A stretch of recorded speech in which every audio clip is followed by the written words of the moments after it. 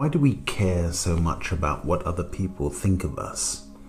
Why does one negative comment on a social media post sit in your head all day, even if 90 people liked it? Or maybe you walk into a room and instantly start wondering, are people looking at me? Are they judging me? How many times have you held back from commenting in a meeting because you felt imposter syndrome and worried what people might think? Do you apologize for things that aren't your fault? Or have you replayed moments in your head thinking, why did I say that? Of course, these scenarios all sound very familiar to most people because it's human nature. You're not alone. Humans have been worrying about other people's opinions since we've been on the planet. So today, I'm going to dig into why we worry so much about other people's opinions, the problems with people pleasing, and what exactly we can do about it. Now, when I said worrying about people's opinions is human nature, it's essentially because it's genetically hardwired into us. We care what people think because our brains have evolved to care.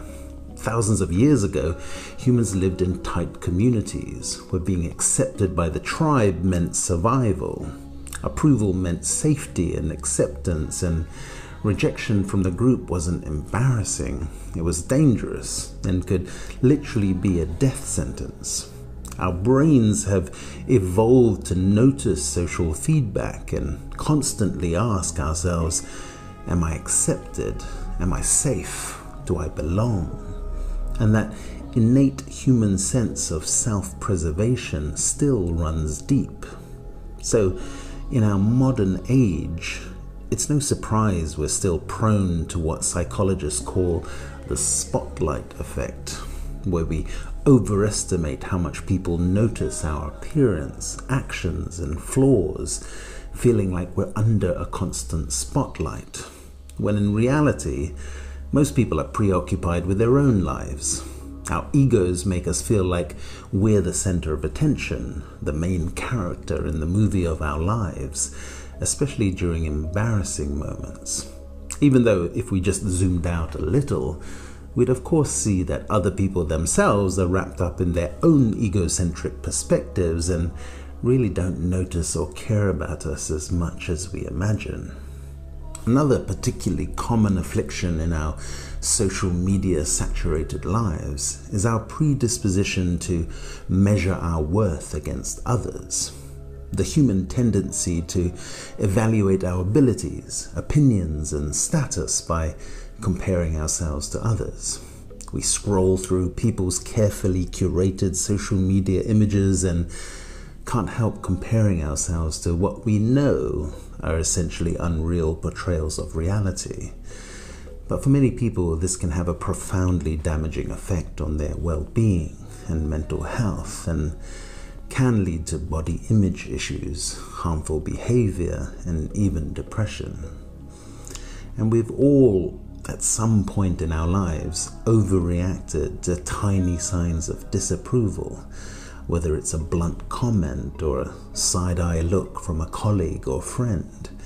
Psychologists call this rejection sensitivity, and while it can stem from childhood experiences, it often causes a state of constant anticipation of being rejected, even in ambiguous social situations, and can lead to anxiety, sadness, and emotional pain that can impact self-esteem and relationships. And I'll just say at this point, if you are currently struggling, feeling overwhelmed, or experiencing anxiety that affects your daily life, do consider reaching out to a qualified mental health professional. Everyone deserves proper care and support. I'm just sharing a personal reflection. This is definitely not professional medical advice. But when it comes to the fear of being rejected, what often happens is we start living by what others expect of us instead of who we really are. In other words, we start people pleasing. I'm not saying caring about other people's opinions is always bad. I'm saying caring too much can be a trap. When you say yes when you really want to say no, you lose track of your own boundaries. You sacrifice your own values and feelings when you're always trying to avoid conflict at all costs. When you're always trying to meet other people's expectations, you become a prisoner of their opinions. And when you tie your happiness to others' approval, you give away your emotional power and hand them the steering wheel of your life. People-pleasing can wear you down when you chase acceptance from people who you don't even know or who may be completely indifferent to you. It might feel like kindness, but at its core, it's really self-abandonment in disguise. Now, that doesn't mean not caring about anyone's opinions. It just means being very selective and limiting that number of people to those you actually care for. Personally, I was raised by a career diplomat, so I've always joked that I have diplomacy in my blood. Some people say diplomacy is the art of saying what people want to hear, which can be a useful life skill, especially in high-stake professional settings. The consummate diplomat is never ruffled, agitated, or loses their cool. Ultimately, though, it is a mask. I grew up never really knowing how to argue my case and not worry about offending people. I always believed it was honorable to be selfless, liked by everyone, and never angry. And it took a good part of my life to appreciate the truth in the words of Ralph Waldo Emerson when he said, "To be yourself in a world that is constantly trying to make you something else is the greatest accomplishment." The Stoics of ancient Greece knew this problem long before modern psychology. Epictetus famously said, "There's only one way to happiness, and that is to cease worrying about things which are beyond your power." And Marcus Aurelius wrote, "Learn to be indifferent to what makes no difference." And what makes no difference? Well, other people's opinions about you. The fact is, you can't control people's moods, judgments, insecurities, or assumptions. The only things you can control are you, your actions, reactions, your values, and your integrity. It sounds easy to say, but the fundamental truth is you'll never stop people from judging you. But with intentional effort and focus, you can stop letting their judgments define you. One of my favorite self-development writers, Wayne Dyer, put it perfectly when he said, "How people treat you is their karma. How you react is yours." So what are some practical steps we can all take to stop caring so much about others' opinions about us? Well, in any situation, you can take a moment to ask yourself, is this in my control? Because if you're dealing with another person's judgy comments, clearly not. But your response in that situation is always within your power. When it comes to people-pleasing, check yourself when you feel you're about to say yes just because it feels easier, or when you feel you're sidelining your own values to avoid discomfort or tension. Tell yourself, this is people-pleasing. I don't have to do this. Awareness really can help break the pattern. Learn to say no without feeling guilty, and be true to yourself even if it means having the courage to disappoint people's expectations of you. The fact is, it's inevitable that not everyone will like you. Again, not in your control.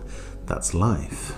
People's disapproval often reflects their own fears, biases, and insecurities, not your worth. As the American comedian Cat Williams said, "If you don't have any haters, you ain't doing nothing." An important step in the right direction is deciding whose opinions actually matter to you. When you're discerning about this decision, you realize the list isn't that long.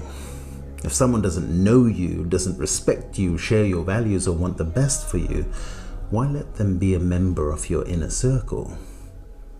And this one is a good one. Stop the mind reading.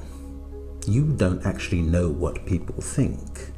Most people are busy worrying about their own lives. They're not even thinking about you half as much as you imagine.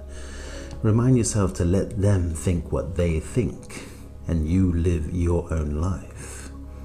And stop asking yourself, will they like me? And instead shift to, am I living my values? People's approval changes like the weather. Honesty and integrity are like rocks in the wind, solid and immovable. As the French existentialist writer Jean-Paul Sartre said, it's up to you to give life a meaning, and value is nothing but the meaning that you choose. And finally, a good way to build your awareness and acceptance of your strengths and values is to reflect regularly. Whether that's through meditation or journaling, we can all learn more about ourselves and know who we are more deeply, so we don't need other people to tell us. When your self-worth is rooted inside you, external opinions fade into the background. Ultimately, the most meaningful, useful, and impactful thing you can do in life is to be who you truly are. No filters, no masks, just your authentic, unapologetic self, your highest vibration. And the biggest obstacle to reaching that goal is being attached to people's opinion of you. So of course, caring what people think about is human, but being controlled by it is a choice, one that you have the power to make. The world doesn't need your perfect performance. It needs you to show up as your true self. You don't exist to please people. You exist to live truthfully, courageously, and authentically. When you focus on what you can control, release what you cannot, and learn to be indifferent to what makes no difference, you can live with freedom, inner peace, and self-respect. And as my favorite poet Maya Angelou reminds us, you alone are enough. You have nothing to prove to anybody. And on that note, I'll finish here for today. Thank you very much for watching. Feel free to share the video with anyone it might resonate with. Leave a comment, give it a like, and I'll see you again soon.